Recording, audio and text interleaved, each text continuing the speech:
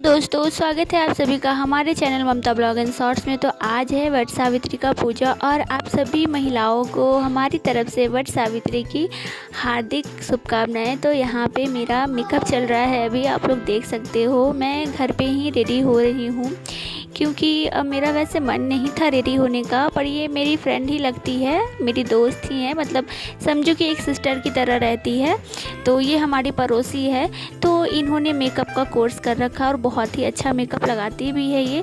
तो अगर आप लोग बोलोगे तो मैं इनका इंस्टाग्राम का आईडी लिंक में दे दूँगी, आप लोग इनसे जा कर के वहाँ कांटेक्ट कर सकते हो।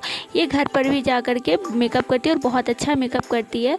तो फाइनली यहाँ पे इतने सारे मेकअप किट के साथ हमारा मेकअप जो है वो हो रहा है। वैसे मैं वट सावित्री पूजा में फ़र्स्ट टाइम मेकअप करवा रही हूँ, वो भी मेकअप आर्टिस्ट से। तो यहाँ पे हमारा मेकअप हो चुका है डन। तो आप लोग कमेंट करके बताना कि मेरा मेकअप आप लोगों को कैसा लगा। वैसे नो मेकअप लुक है, मतलब कि बहुत ही सिंपल मेकअप मैं करवाई थी और मैं मेकअप करवा के आ गई हूँ डायरेक्ट किचन में, क्योंकि मुझे कुछ प्रसाद बनाना था।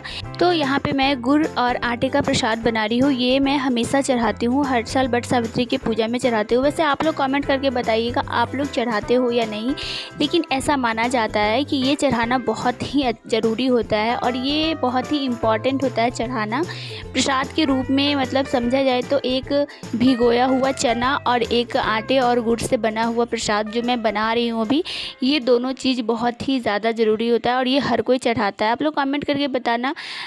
हम लोग ना लड्डू की जगह पे यही चढ़ाते हैं, इसी का यूज़ करते हैं जो खुद से बनाते हैं हम घर पर। तो यहाँ पे बन चुका था और हम आ गए हैं डायरेक्ट पूजा करने के लिए। तो पूजा मैं घर पे ही करती हूँ हर साल मैं। तो जब से मैं वट सावित्री का पूजा उठाई हूँ तब से मैं पूजा घर पे ही करती हूँ। और ये मैंने वट वृक्ष का पेड़ लगा रखा है और मैंने पता है आप लोगों को, मैं छोटा सा पेड़ लगाई थी जो कि हमारा पेड़ इतना बड़ा हो गया है।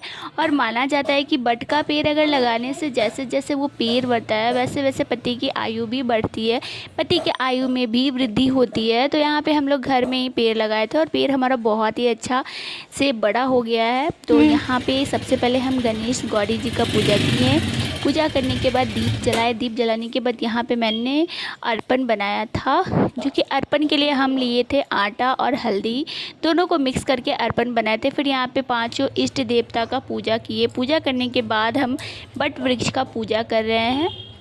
तो आप लोग कमेंट करके बताइएगा कि आप लोग किस तरीके से पूजा करते हो। वैसे हम देखते हैं ज़्यादातर जो लोग मंदिर में पूजा करने जाते हैं वो लोग इतने सरल विधि से या फिर इतने विधि व्यवहार से पूजा नहीं कर पाते। मैं देखती हूँ, हमेशा देखती हूँ, वीडियो वगैरह में भी मैं देखती हूँ। तो इसलिए मैं घर में ही पूजा करती हूँ। और यहाँ पे मैं सिंदूर, मतलब कि सिंदूर ले रही हूँ, जिसको बोला जाता है सुहाग लेना। तो ये बहुत ज़्यादा ज़रूरी होता है, ये करना ही करना होता है। तो यहाँ पे मैं वट वृक्ष का भी पूजा कर ले रही हूँ जल्दी से। फिर यहाँ पे मैं सुहाग की जितनी भी सामग्री लाई थी वो सारी सामग्री मैं माता सावित्री को यहाँ पे अर्पण कर रही हूँ।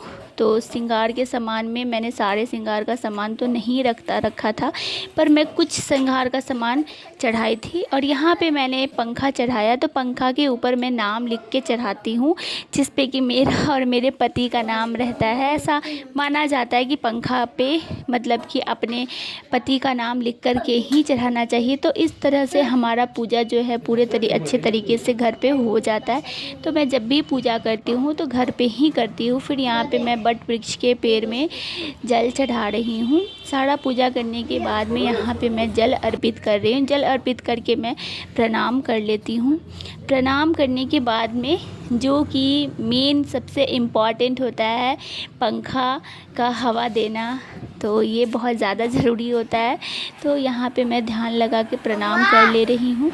उसके बाद मैं यहाँ पे अपना कथा शुरू कर दी हूँ। तो यहाँ पे मैं कथा कर रही हूँ।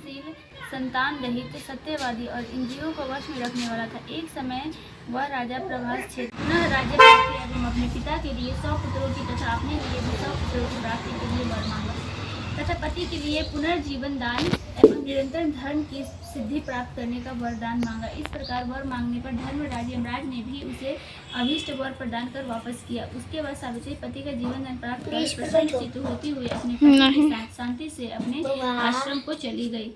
बाबा को तुम पकड़ो। उसी सावित्री ने ज्येष्ठ की पूर्णिमा के दिन इस सावित्री व्रत का पालन किया था, जिसके प्रभाव से राजा ससुर को पुनः नेत्र की प्राप्ति हुई। उसके बाद उन्हें निष्ठकंठ। तो अब मैं यहाँ पे धागा लपेट रही हूँ। हमारा कथा संपन्न हो चुका था। तो धागा लपेटने के साथ साथ आपको सिंदूर भी चढ़ाना चाहिए और अंकुरित चना भी चढ़ाना चाहिए, खाली धागा नहीं लपेटना चाहिए।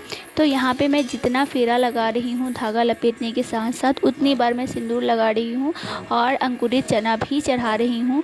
आप चाहो तो 51 बार भी कर सकते हो, 21 बार भी कर सकते हो, और अगर संभव हो तो आप 108 बार भी धागा लपेट सकते हो। जैसी आपकी इच्छा, जैसा आपको मतलब कि जिसमें आपकी सुविधा हो उस तरीके से आप धागा लपेट सकते हो।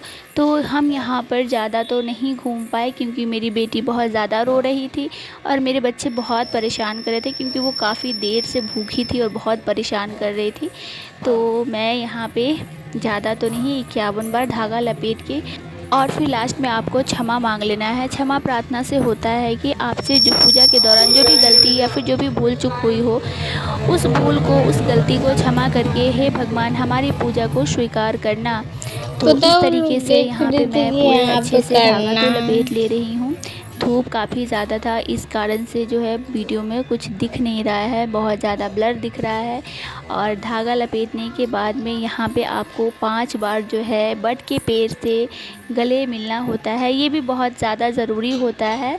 तो इस तरीके से मैं अपना पूजा घर पे ही संपन्न करती हूँ। वैसे आप लोग कमेंट करके बताइएगा आप लोग पूजा कहाँ पे करने जाते हो, और अगर घर पे करते हो तो किस तरीके से करते हो, कमेंट में ज़रूर बताइएगा। तो मिलते हैं आप लोगों से नेक्स्ट वीडियो में। तब तक के लिए आप लोग इस वाले वीडियो को ढेर सारा प्यार दीजिए, चैनल को सब्सक्राइब कीजिए, लाइक कीजिए और शेयर कीजिए।